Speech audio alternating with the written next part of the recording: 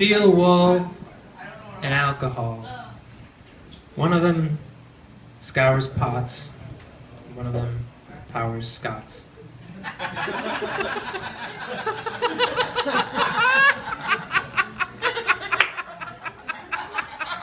I hate couples.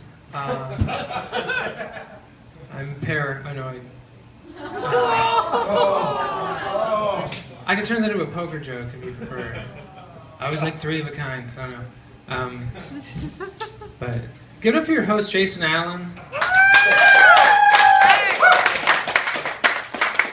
I was gonna ask Jason where he got that shirt, but I'm guessing Blacklight Bowling Alley carpet. Okay. So that was a good guess. But that's the way.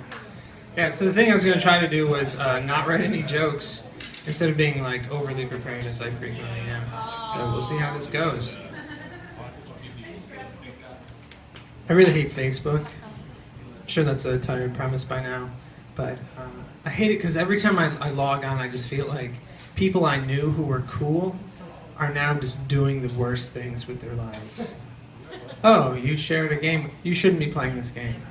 People should not be playing games on Facebook. Why are you attempting to get me to play a game on Facebook? Why did you share that meme? That's a dumb meme. You know better than that. We were friends once and you were cool. And now you just shared a minion meme. Today I saw a meme on my Facebook wall. It said, "All who wander are not lost." Because some people just like to wander. Yeah, I know! That's why we have the phrase, "All who wander are not lost." It's in there, but it's subtle. And someone heard that and said, you know, I wish I understood that. I should make a meme so other people, ooh, I could explain it too, that'd be great. And then everyone will know, there won't be any confusion. Because then they'll know why that not everyone who wanders is lost. It'll be clear. It'll be like a Venn diagram in case you're slow. That wasn't that bad, thanks. I showed this article on Wittgenstein. That's a terrible setup for a joke. Anyways, he's a philosopher who wrote a lot about words, but an interesting thing he talks about is that words devoid of their context have absolutely no meaning. And applications come up all the time in jokes. So like if I was talking with, say, someone who's very strong, that man right there looks very strong, so I was talking to him and I said, you know, man, people are too soft these days. And he was like, yeah. I said, yeah, people need a little more meat on their bones. And he said, yeah. And I said, yeah, because when you cook them, it's just all fat, right? And he was like, what? Because those phrases, devoid of context, he thought we were talking about weightlifting, and I'm a cannibal. And he didn't know that, so he was confused. Does anyone else here bite their nails? Okay, so there's several cannibals here. It's good.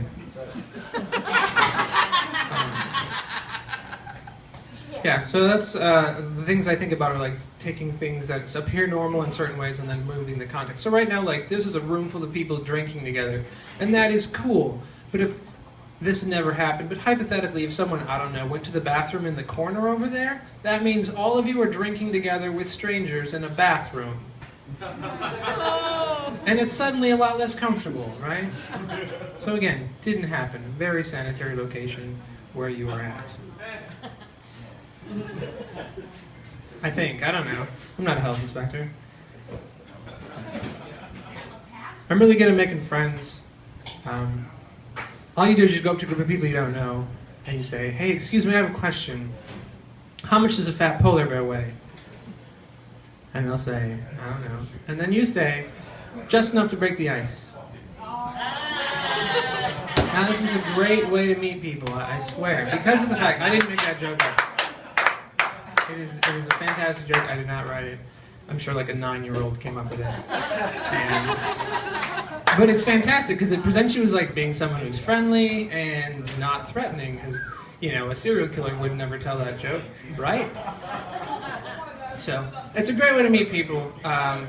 So if you guys want to talk later, you could come up and tell me something more accurate, like, you know, actually, polarized weight, approximately 2,000 pounds on average. I don't know, but be a good way to meet people.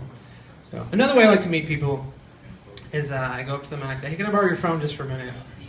And they usually just say like, okay, you don't look like you can run away very quickly, so sure.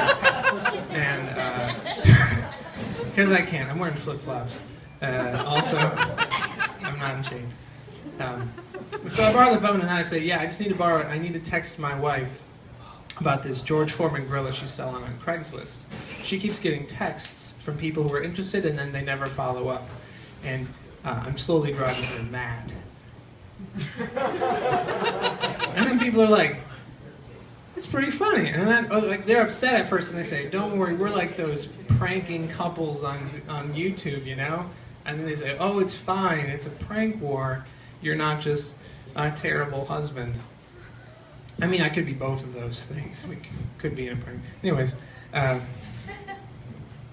you know, I think most dramas would be way more relaxed if, you know, if people were just more accepting and just kind of learn to roll with it like it's an improv lesson. If someone puts you up in a situation, you just go with it. Like, imagine the movie Carrie.